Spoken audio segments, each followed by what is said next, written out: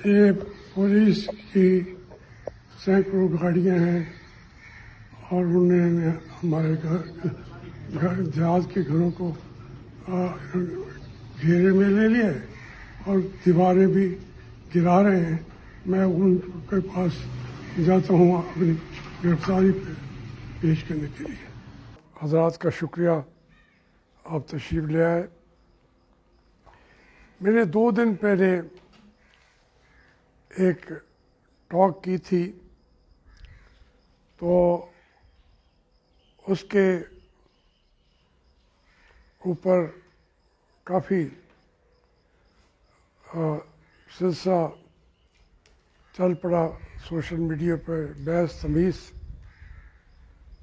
तो मैं बड़ी वजाहत से कहना चाहता हूँ कि मैंने उसके शुरू में ही कहा था कि पार्टी का इससे कोई मसला नहीं है और ना मैं पार्टी को इन्वॉल्व करना चाहता हूँ। और फिर मैंने मज़ीद कहा था कि ये मेरी इनफरादी गुफ्तगू है जो मैं अपने तजज़िये के तौर पर भी कौम के सामने रखना चाहता हूँ कि क्या हो रहा है, क्या होने जा रहा है और जो नहीं होना चाहिए। ये मैंने ये बातें की थी। तो उसमें मैंने पार्टी का भी इस सिलसिले में अपना एक मौक़िफ़ है और वो मरियम औरंगज़ेब ने जो बात की कि वाकई वो तर्जुमान है पार्टी के। मैं तो तर्जुमान नहीं हूँ, मैं अपनी राय का इज़हार करते रहता हूँ। और जहाँ तक उन्होंने कहा कि ये मौक़िफ़ पार्टी का है या नहीं, इससे उन्होंने कोई ऐसी बात नहीं की। इसलिए मेरा मौक़िफ़ और मरियम औरंगज़ेब के मौक़िफ़ में कोई फ़र्क नहीं है, एक ही बात है। मैं चूँकि ये एक दौर भी है तजिया करने का, तो उसमें मैं अपना मौक़िफ़ बता रहा था। हमारी जो फोर्सेस हैं, जो सर्विसेज जिनका नाम रखा गया था आर्म सर्विसेज, तो मैं उनको याद दिला रहा था उनकी हैसियत भी और जो आइन के अंदर उनकी ज़िम्मेदारियाँ हैं। वो आगे जाएंगे तो उनके लिए भी मुश्किलात होंगी और उसके ऊपर मैंने ज़रा बाजवा साहब का भी ज़िक्र किया, दूसरे हजरात का भी ज़िक्र किया। और मैं आपकी खिदमत में ये अर्ज़ करूँ कि ये मेरा मौक़िफ़ आज का नहीं है। मैं जो बार बार कह रहा हूँ कि ये मेरा 1964 से मौक़िफ़ है। जब मैंने अयूब ख़ान की जलसों में भी गया और उसके कन्वेंशन जो होते थे उनके अंदर भी गया, मादर मिल्लत के रेलवे स्टेशनों पे इस्तकबाल के लिए भी गया। तो ये उसके अंदर फिर मेरे मौक़िफ़ के अंदर पुख्तगी आती गई। वो ये था कि जो फ़ौज है वो अगर मुल्क के मामलात में मदाखलत करेगी तो ये खिलाफ आइन होगा। और ये मौक़िफ़ स्ट्रांग होता गया हालात और वाक़यात के ज़रिए। अब देखिए, मैं अयूब ख़ान साहब से भी मिलता रहा हूँ और उनसे बहुत सारी बातें मैंने की। अब इसी तरीके से ज़ियाउल हक़ साहब से भी मैं मिलता क्या रहा हूँ, वज़ीर भी रहा था। इसी तरीके से परवेज़ मुशर्रफ भी उन मीटिंगों में मौजूद होते थे। तो ये सब के साथ कोई ना कोई एक ताल्लुक़ जो है वो रहा है। तो और मुझे समझने की मौका मिला है। मैं एक बात पे कायम था और आज तक कायम हूँ कि एस्टेब्लिशमेंट ने एक शानदार मुल्क की उठान को तबाही के किनारे पे पहुँचा दिया। और उनको मैं कहता हूँ कि उनका कोई रोल नहीं होना चाहिए। ये मैं नहीं कहता, आइन भी कहता है। देखिए ना, मशरक़ी पाकिस्तान वाले इख्तलाफ करते करते उनको मारा गया, उनकी लाशें सड़कों पे पड़ी थी, पलटन मैदान में, ढाका में, राजशाही में, चट्टागांग में। तो ये सारा मामला हमने आंखों से भी देखे हैं। फिर वो हमसे जुदा हुए तो वो आज तक भी वो भी पछताते हैं और हम भी पछताते हैं। लेकिन अगर किसी को पछतावा नहीं आया तो वो हमारी फौजी क़यादत थी। फौजी क़यादत का उनका तो शौक़ पूरा हो गया कि वो मुल्क दूर था तो उनको कंट्रोल करना मुश्किल था, बल्कि उन्होंने इनको कैदी भी बनवा दिया और इंडिया के साथ खड़े हो गए। और मैं ये भी कहता आया हूँ कि इंडिया हमारा एनिमी नंबर 1 है। वो हर हालत में पाकिस्तान को डिसमेंबर करना चाहता है। वो उसकी ये जो ख्वाहिशात थी वहीं पे वो सेटिस्फेक्शन नहीं हुई उसे, वो अभी हमें डिसमेंबर करना चाहता है। तो हमारी जो सियासी क़यादतें हैं उनके तो पर बंधे हुए होते हैं। आज तक मैं उनको कोई बहुत ज़्यादा ये नहीं कर सका कि वो बहुत बड़ी क़यादतें थीं जो इन्होंने पैदा की। अयूब खान ने या याह्या खान ने या ज़िया-उल हक ने या परवेज़ मुशर्रफ ने, इन्होंने जो किया वो उसके वजह से ये मुल्क तबाह हो गया। ये कोई छोटी सी बात नहीं है। किसी एक जनरल को, किसी एक ब्रिगेडियर को मुल्क तोड़ने के अंदर मुलव्वस ही नहीं किया गया। वो सारा हमें लड़ाने के लिए हमने कहा भुट्टो ने तोड़ा है, तो वो बज़ाहिर उसको वक्ती तौर पर को हुकूमत भी मिली। तो ये एक मेरा मौका पड़ा, उसके अंदर तसलसल है, पूरी ज़िंदगी का तसलसल है। मैंने कभी भी ये किसी जगह पे इससे मैं पीछे नहीं हटा। मैं अगर ज़िया-उल हक की गया था तो ये उसने कहा कि मैं 1 साल में इलेक्शन कराने हैं और मुझे इलेक्शन कराने के लिए सिविलियन की सपोर्ट की ज़रूरत है। जब उन्होंने इलेक्शन ना कराए मैंने इस्तीफ़ा दे के घर वापस आ गया। तो ये उस तसलसल के अंदर अगर किसी को एतराज़ भी नहीं होना चाहिए। पार्टी का अपना एक मौक़िफ़ है और मेरी सारी ज़िंदगी के अंदर मेरी भी एक हैसियत है। मैं पार्टी के अंदर तो ओहदेदार हूँ नहीं और हकीकत से मुझे होना भी नहीं चाहिए। मैं उस पार्टी का 7 साल 6 साल एक्टिव प्रेसिडेंट रहा हूँ। अब मैं क्या बनूँगा वहाँ पे। अब मेरी हैसियत यही है कि मैं बाहर बैठ के अपनी पार्टी को भी जो मुझसे पूछें उनको भी बताऊँ, जो कौम की ज़रूरत है वो भी बताऊँ। आप अंदाज़ा करें, जो मैंने कहा था कि ये इलेक्शन हमेशा कराते आए हैं, या तो मुझे कोई कहे कि आप झूठ बोलते हैं। 70 का इलेक्शन हम कहते हैं, इमरान खान साहब कहते हैं कि वो फ्री एंड फेयर इलेक्शन था। मैं सबूत उसको दे देता हूँ। असद उमर के वालिद साहब जो हैं, जनरल उमर साहब, वो उसके के तकरीबन वज़ीर आज़म थे। उन्होंने पार्टियों को पैसे भी दिए, जमात इस्लामी को, मुस्लिम लीग कन्वेंशन को, मुस्लिम लीग कौंसिल को, पीपल पार्टी के साथ दूसरा जनरल का काम कर रहा था। तो कोई इलेक्शन उन्होंने जब तक कंट्रोल ना आए उन्होंने वो इलेक्शन नहीं कराए। 70 का इलेक्शन भी याह्या खान ने आज़ादाना नहीं होने दिया था। और पार्टियां भी, जमात इस्लामी के अलावा और पार्टियां भी थी, निज़ाम इस्लाम पार्टी थी, PDP थी, ये तमाम जो हैं उनको इनडायरेक्टली कंट्रोल करने की कोशिश की थी। फिर जो रिज़ल्ट उनकी मर्ज़ी के मुताबिक ना आए, मुजीब शेख को ज़्यादा वोट मिल गए, तो फिर उसका आपने असम्बली का इजलास नहीं बुलाया।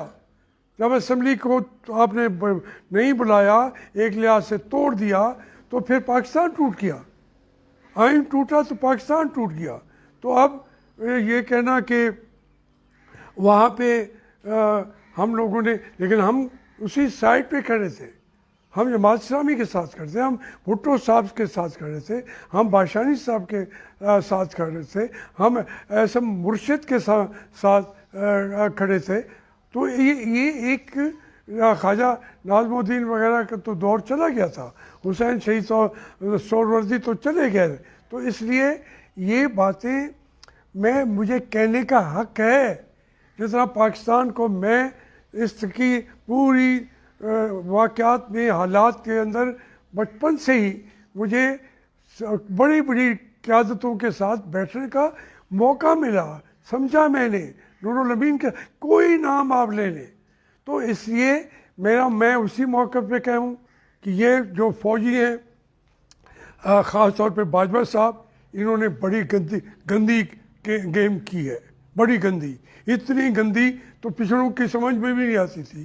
तो इससे का नतीजा भी बहुत गंदा निकलेगा। मैं उनको कहता हूँ कि आप इस्तीफ़ा दे दें, आपको फौरी तौर पे फारिग करें अपने आप को। तुम मुसल्लत हो के क्यों बैठे हुए हो? किस आइन ने आपको इजाज़त दी थी? आप चीफ बन के बैठे हुए हैं। ये बातें अगर करते हैं, यही परवेज़ मुशर्रफ को करते थे हम, यही हम ज़िया साहब को भी मैंने खड़े होके कहा कि आपका गिरबान होगा, मेरा हाथ होगा अगर ये इलेक्शन गिवन टाइम के अंदर आपने नहीं कराए। फिर जनरल मुशर्रफ, जनरल ज़िया ने भी टिका के मुझे घरों में इधर उधर खज्जर ख्वार किया। मेरे फैमिली वालों को थानों पे यहाँ पकड़ के उनको जेलों में डाला गया। लेकिन मैंने जो मौक़िफ़ था, मैंने वो बात करता था। बात ये कड़वी लगती है उस वक्त, लेकिन बात का वक्त कहते हैं कि वो बात तो उसने कह दी थी।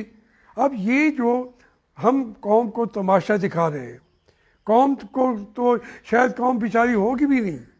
जो आप तरीके अख्तियार करें, पाकिस्तानी कौम को आप इसको पूरी तरह से कर चुके हैं, इसके आपने टुकड़े टुकड़े कर दिए हैं। इसलिए हम कोशिश कर रहे हैं, ये प्रेस कॉन्फ्रेंसेस नहीं होती, मैं चीख रहा होता हूँ, सच बता रहा हूँ कि ये हुआ था, उसका नतीजा ये हुआ था। और आप कोई कौम का आदमी बताए कि मैंने हर मौके पर अपनी कौम को ख़बरदार ना किया हो। ये इंतखाबात मौजूदा जो कराएंगे, ये उसके लिए तैयारी कर रहे हैं। इमरान खान को सीटें देंगे। मैं कहता था, मैंने 3 दिन पहले कहा, आज एक वो हबीब अकरम है दुनिया का, मैं बरखुरदार भी है, मेरा कोई रब्ता भी नहीं हुआ, उसने लिखा यही है कि तहरीक इंसाफ को 1913 वाली नशिस्तें दी जाएंगी। बाकियों को भी वो तो भूल गया, उसने तहरीक लबैक का जिक्र नहीं किया। उनको सीटें पीपल पार्टी के बराबर देंगे। और जो मुस्लिम लीग नून है, उसकी अगर 200-225 सीटें होंगी तो उसको कम करके 110-15 तक ले आएंगे। फिर वो उनको काबू भी करेंगे कि हमारा ये रेड हमारा दायरा लगा हुआ है, इनको टिकट नहीं दोगे। ये पिछली दफ़ा हुआ है, मेरे साथ हुआ है। तो वो रेड लकीर लगा देते हैं कि इनको तो टिकट भी नहीं दोगे। ये अगले दौर में हमारे कैंडिडेट भी वो फैसला करेंगे। ये मैंने खदशात का जिक्र किया है। मैं आपको एक बात बताता हूँ। मैं पिछले जो 18 वाला इलेक्शन है, ये अभी वाला, इसमें मेरा बिला मुकाबला पूरे पाकिस्तान में मैं मुंतखब हो गया था। आप कान उठा के सुने मेरी बात को। मैं बिला मुकाबला मुंतखब हो गया क्योंकि यूसुफ साहब की उनकी बेगम साहबा का 30 करोड़ का वो नादहिंदा थी। इब्राहिम साहब का भी 3-4 करोड़ का निकल आया। जावेद अली शाह साहब का भी निकल आया। तो वो रिटर्निंग ऑफिसर बड़ा सख्त था, उन्होंने कहा कि मैं रिजेक्ट करता हूँ। सिर्फ मेरे कागजात रह गए। तो फिर इस दौरान उसको फ़ोन आया कि ये तुम पोस्टपोन करो अपने फैसले को। वो 7, 8, 12 बजे तक हम वहाँ बैठे रहे। जो उसको फिर हिदायत दी गई कि हम तो इसी को निकालना चाहते हैं और तुम कहते हो वो बिला मुकाबला MNA हो गया है। ये बात मैं ऐसे हवाई नहीं कह रहा, आपको पता भी नहीं होगा कि मैं क्या क्या चीज़ें फेस करके आया हूँ। तो ये आप आइंदा यही करेंगे पूरी कौम के साथ। मैं वो बात करता हूँ जो मेरे ऊपर गुजर गई है। इस वजह से मैं कहता हूँ कि आने वाले इलेक्शन को अभी से वो मैनेज कर रहे हैं। इमरान खान ने उनके बेतहा मायूस किया है, उसको सीटें 37 के बजाय 48 दे देंगे। तो इस तरीके से मुस्लिम लीग की घटाएंगे। जो आज मकबूलियत है मियाँ नवाज शरीफ साहब की, उसके हिसाब से तो कोई आगे खड़ा ही नहीं होता। कराची भी उसके साथ है, बलूचिस्तान भी उसके साथ है, खैबर पख्तूनख्वा भी उसके साथ है, पंजाब भी उसके साथ है। अब इतनी बड़ी वोट को वो इज्जत दें तो उसका मतलब है वो सब कुछ छोड़ जाएं। इसलिए वो उसकी इज्जत की बजाय बेइज्जती के प्रोग्राम बना चुके हैं। मैं कब्ल वक्त बता रहा हूँ, ये पहले भी मैंने बताया था कि इमरान खान को इस तरीके से ला रहे हैं, और वो उसने मुझे इशारा किया कि उनका हुक्म है और सुप्रीम कोर्ट साथ होता है उनका। पूरी दुनिया के जो जज होते हैं, और ये तो उनके लाए हुए जज हैं। एक एक जज को उसकी तरक्की में, आगे बढ़ने में, चीफ जस्टिस बनने के अंदर हाथ होता है। हमारे दोस्तों का, ISI का, फौजियों का, जनरलों का, तो वो इस में से कहते हैं हम पाकिस्तान को बचा रहे हैं। नहीं, वो अपनी लूट मार को बचाते हैं। उनसे कोई पूछ नहीं सकता। मैं पूछने की बात करता हूँ तो आप कहते हैं कि ये मुस्लिम लीग का मौका है। भाई मुस्लिम लीग ने मुझे कोई, मैं उनकी पॉलिसी साथ अदारों में जब बुलाते हैं मैं चला जाता हूँ, ना बुलाएं मैं खुश हूँ। मैं अपनी मुस्लिम लीग के हवालों से उन पर खुश हूँ। मुझे टिकट दे देंगे खुश हूँ, ना देंगे फिर भी खुश हूँ। मुझे कोई ऐसा अजाब नहीं आया हुआ इस मुल्क ने जिसने मुझे 12 दफ़ा MNA बनाया है, 4 हल्कों से बनाया है। तो अब एक दफ़ा मैं नहीं होऊंगा तो क्या कोई अजाब आ जाएगा। लेकिन मेरा होना, ये पार्टी को सोचना चाहिए कि इसका आदमी का होना ज़रूरी है। तो इस वजह से मैं फिर ये वजाहत के साथ कह रहा हूँ कि ये मैं कहता रहूँगा। मैं फौजियों को सियासतदान नहीं समझता। जो सियासत में फौजी आता है जनरल, वो बिल्कुल थर्ड क्लास सियासतदान होता है। ये बाद में की आप हालत देखें। भाई तुम जब ये इसकी एक्सटेंशन का मसला था, ये काबीना के अंदर आके बैठ गया था जूता उतार के। तहरीक इंसाफ वालों को दो मुझे तोसी। तो ये इनकी हालत है। अपनी तनख्वाह के लिए ये पूरे पाकिस्तान की हड्डियाँ निचोड़ना चाहते हैं ये फौजी हजरात। इनको अपने अंदर अपने मकाम पे रखना पड़ेगा। उसके लिए अगर वो पकड़ना चाहते हो तो मैं हाजिर हूँ। मुझे क्या फ़र्क पड़ता है, मुझे अभी पकड़ के ले जाएं। मैं जेल जाने के लिए तैयार हूँ, मैं गोली खाने के लिए तैयार हूँ। देखिए मेरा एक एक सांस जो है ये मेरी कौम का मकरूज़ है। मुझे ये मकाम मिला हुआ है, ये यहाँ तक ले के आए हैं, मेरी हैसियत बनाई है। तो मैं उनके लिए क्यों ना बोलूँ, उनकी आंखें खोलने की बातें क्यों ना करूँ। मैं करूँगा। और मैं, जो फौजी हैं बेचारे, वो भी मेरे बच्चे हैं। और जो जाने दे रहे हैं इनकी गलत पॉलिसियों की वजह से। 4 जंगें पाकिस्तान ने लड़ी हैं, फिर कहते हैं जी हिंदुस्तान की बात करते हो। मेरा तो एनिमी नंबर 1 है। आपने 4 जंगें तुमने शुरू की, आपके जनरल ने किताबें लिखी हैं। आपने 4 जंगें शुरू की और 4 के अंदर आपको मार पड़ी। कौम ने फिर भी कहा नहीं हमारे बच्चे हैं। आपका मुंह उठा के फिर वापस आ गए। हमने कहा जिंदाबाद हमारे बच्चे हैं, हमने आपको सल्यूट किया। अब अंदरूनी सियासत मुल्क की बेड़ा गर्क करके रख दिया आपने। हम लड़ते, हारते, जीतते तो उसमें एक दूसरे का वज़न भी पता होता, तो हम एक दूसरे को बर्दाश्त भी करते। आप तो ऊपर से मुसल्लत करते हैं। देखिए मैं आपसे अर्ज करता हूँ, ये मैंने आपको 64 के इलेक्शन का बता दिया है। मोहतरमा फातिमा जना को हराया गया, कराची के अंदर आगे लगी। 70 का इलेक्शन का हाल मैंने आपको बता दिया है। जिंदा जिंदा उनके बेटे बैठे हुए हैं, वो उनसे पूछ लें जो याह्या खान ने किस जमातों के साथ किस किस से बातें की। मैं तो खुद भी मिला हूँ जनरल उमर साहब से भी। तो ये बातें ये हैं कि एक ही चल रहा है बयानिया फौज का कि हम मालिक हैं, हम हाकिम हैं, हम ज़्यादा सोचते हैं। हम और पूरी कौम जो है वो गूफ है, वो बेवकूफ़ है, मारे खाते हैं, मार जाते हैं। भुट्टो के साथ क्या हुआ?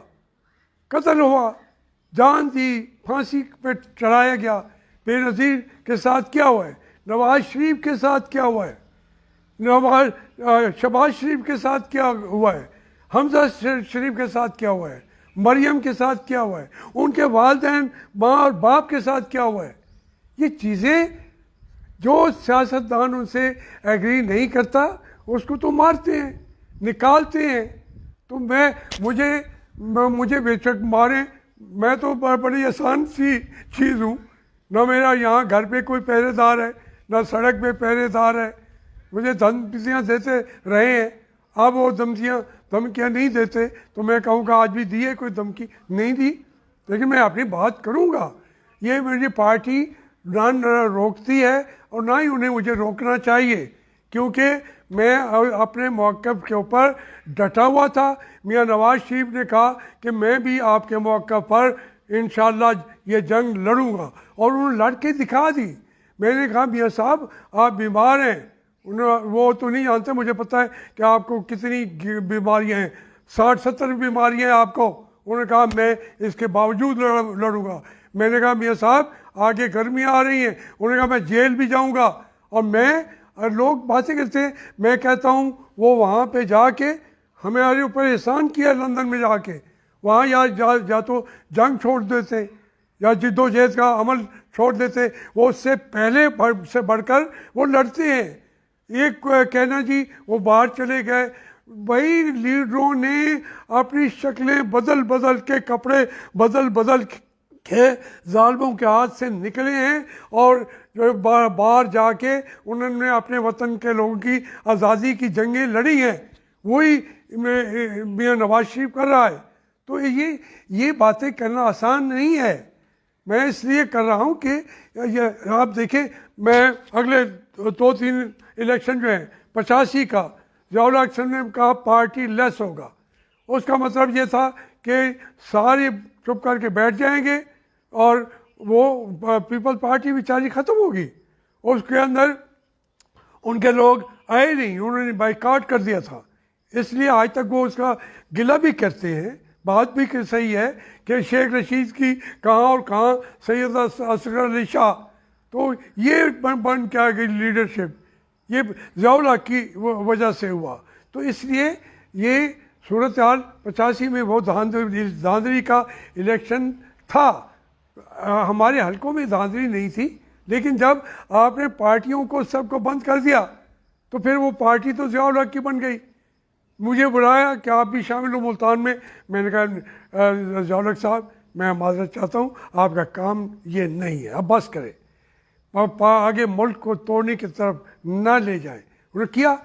फिर 88 में उन्होंने MQM खड़ी की, दूसरी 4 चीज़ें खड़ी की। वो इलेक्शन जब आ गए, जीत गई, बेनज़ीर साहबा को वज़ीर आज़म बनाया। वो इलेक्शन भी उड़ गए। 1.5 साल में उसको उड़ा दिया।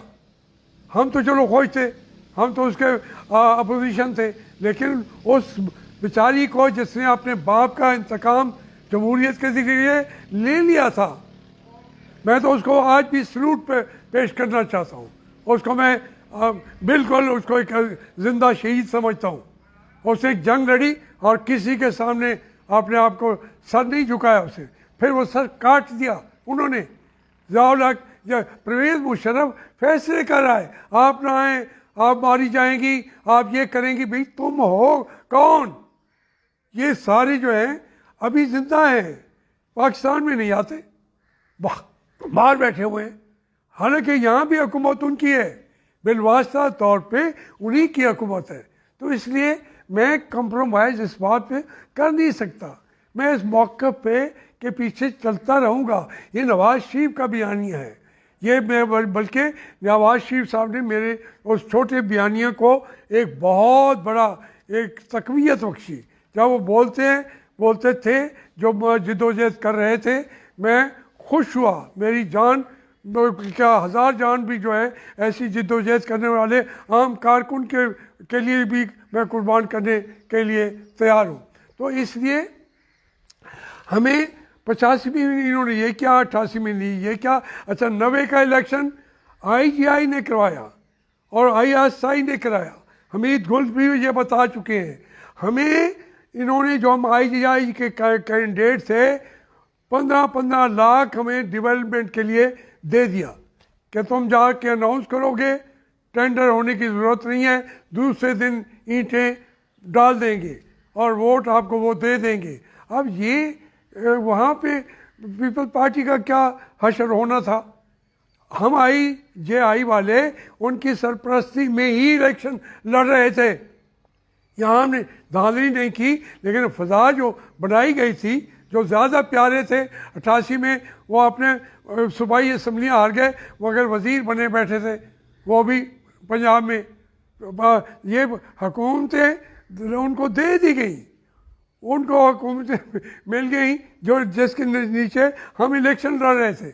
ये 93 का था। फिर नवाज़ शरीफ साहब ने फिर स्टैंड लिया, तो उन्होंने कहा अच्छा तुम्हें दिखा देते हैं। मोहतरमा बेनज़ीर को बुलाया कि आप आएँ, हम आपको हुकूमत बनवा के देंगे। वो आ गए। अब देखिए सियासतदान कहाँ कहाँ जाएंगे। एक तरफ तो जेल है, एक तरफ तो खोज उसका ख़ानदान को रुला दिया, दूसरी तरफ हमारी सियासत में उनको कुर्सी मिल रही है, वो वज़ीर आज़म बन रहे हैं। ये इस तरीके से इन्होंने अपने शिकंजे से किसी इलेक्शन को निकलने नहीं दिया। फिर 96-97 के वही इलेक्शन आए, जिसमें मुझसे ISI वालों ने पूछा कि कितनी सीटें मिलेंगी पीपल पार्टी को। मैंने कहा एक भी नहीं मिलेगी। आप दिलाएंगे नहीं तो उसको कैसे मिलेगी, हम ही जीतेंगे। और वो कहने लगे फिर 2/3 मेजॉरिटी आएगी। मैंने कहा आ जाएगी। तो उन्होंने कहा फिर कितना अरसा हुकूमत रहेगी। मैंने कहा अगर तुमने ना चाहा तो 6 महीने के अंदर मियाँ नवाज शरीफ की हुकूमत की हवा निकाल देंगे आप। 6 महीने के अंदर इन्होंने सजाद अली शाह को सुप्रीम कोर्ट के चीफ जस्टिस को, नवाज शरीफ को उसने पकड़ लिया। इधर आओ भाई, जवाब दो, कंटेम्प्ट ऑफ कोर्ट। वो क्या करते किसको कहते। ये मैं कह रहा हूँ जो इन मराहिल से गुजरा हूँ। 2002 वाले इलेक्शन किसके थे, काब लीग वो उतनी अब कहाँ रह गई है। यही हाल जो अभी इमरान खान का होता है, वो उससे भी बेचारी नीचे चलेगी।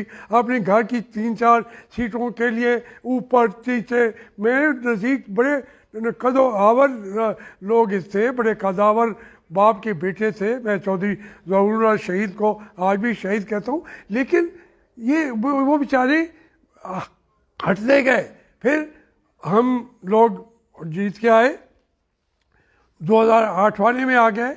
उसके अंदर भी इनकी मदाखलत रही है, हालात मजबूरी कर देते थे। अगर बेनज़ीर को हटाया फारूक लगारी ने, तो कौन हटा रहा था, यही हटा रहे थे। फिर जब बेनज़ीर को हटा दिया गया तो कौन बनता, मियाँ नवाज शरीफ नहीं बनना था। तो ये इन्होंने किसी भी हुकूमत को अपनी मर्ज़ी से बनवाते और फिर वो सूट को कहते हमारी मर्ज़ी के मुताबिक चलो। ये बेचारा जो इमरान खान, सच्ची बात है, मुझे उससे कभी हमदर्दी है, थी भी, अब भी है वो, लेकिन वो मेरी नज़र में बहुत काया निकला है, बहुत काया। वो चक्कर दिए हैं उसने फ़ौज को, लेकिन अब फ़ौज ने उसको दबा लिया है। वो आप उसके बयानात पढ़े, वो भी अजीब गरीब होंगे। लोग पूछते हैं भाई तुम तरीन के साथ क्या कर रहे हो, वो बात और तरफ घुमा के ले जाता है। वो कहते हैं तुम्हारे वज़ीर कैसे हैं, फ़ोन बंद कर देता है। भाई जो तुम सुनने के लिए बैठे हो, फ़ोन तो बंद न करो। तो ये इसको का बेचारा है नहीं, इसको उसी कानम तक इसकी रोटियां पकती रहेंगी। तो ये मैं अर्ज़ कर रहा था कि आज के दौर में मैं वही तस्वीर देखता हूँ कि ये इंतखाबात पहले कराना चाहते थे पहले, लेकिन वो बात नहीं चल सकी।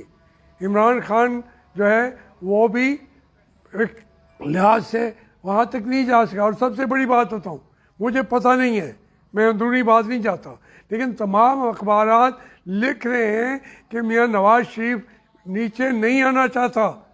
तो अभी जब तक ये खबरें आ रही हैं तो हम नीचे आ जाएं? नहीं, मैं तमाम नौजवानों को भी कहता हूँ, हमने वोट की इज़्ज़त के लिए जंग लड़नी है और जीतनी है।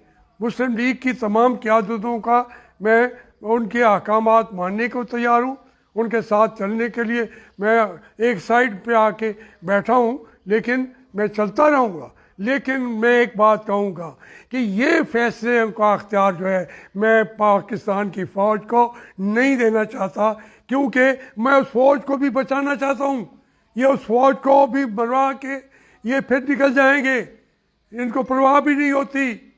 मैं अपनी फ़ौज को भी बचाना चाहता हूँ, अपनी कौम को भी बचाना चाहता हूँ, अपनी सियासी जमातों को भी बचाना चाहता हूँ। वो जंग में लड़ रहा हूँ और इंशाअल्लाह वो जारी रखूँगा।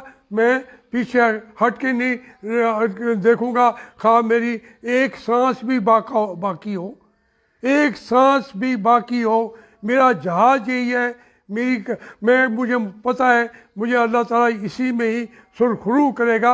YouTube पर गूगली न्यूज देखने के लिए youtube.com की सर्च बार में गूगली न्यूज टीवी टाइप करें। गूगली न्यूज के पेज पर सुर्ख रंग के सब्सक्रिप्शन वाले बटन पर क्लिक करना ना भूलिए। YouTube पेज पर अपलोड होने वाली वीडियो से बाखबर रहने के लिए बेल आइकन पर क्लिक कीजिए। आपको हर नई वीडियो के बारे में नोटिफिकेशन मौसूल हो जाएगा।